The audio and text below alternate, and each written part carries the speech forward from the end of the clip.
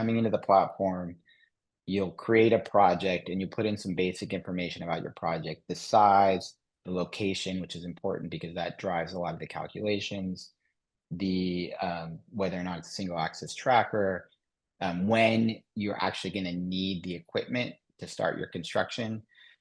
And with that basic information, you push go. And what Anza will do is it'll look at every product in the market. And right now, or every product in the platform, which is almost every product in the market, there's 35 plus suppliers.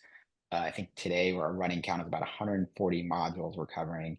And it'll match who has availability at that volume for your project time.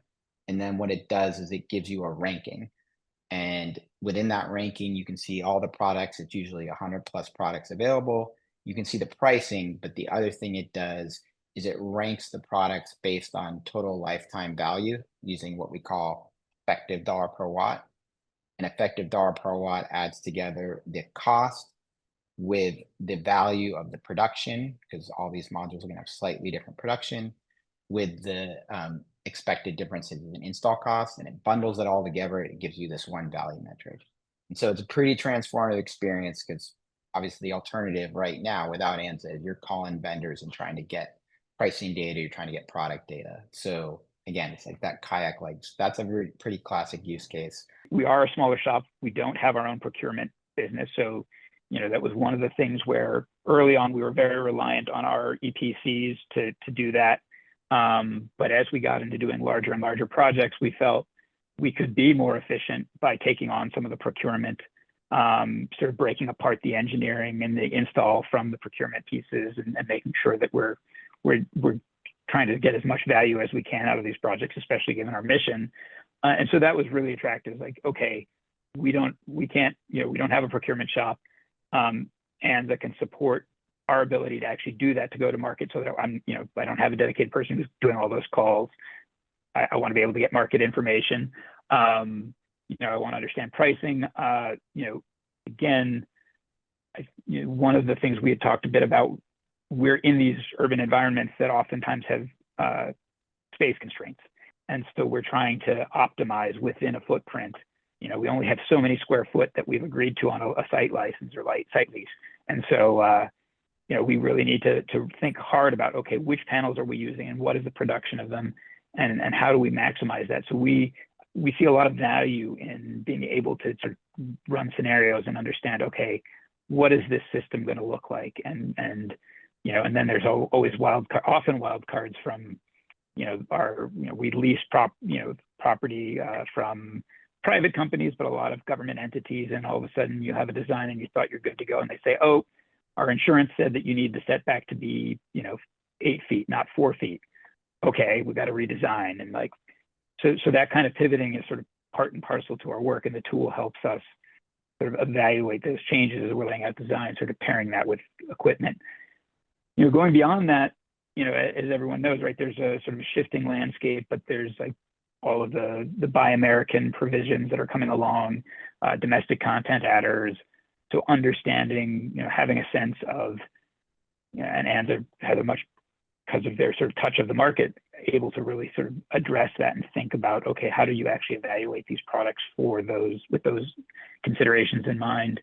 So this was an example of a procurement that a customer was going through, and they had been focused on the lowest price module, which is, the most common thing that procurement professionals do. That's usually the target that they're given for management. Go get the cheapest module that meets our risk criteria, vendor counterparty risk criteria. And so they had identified a module using some of our data that was low cost. We engaged with them on the procurement and actually got into their project, looked at their revenue contract, looked at their location so we could do the production and install cost modeling.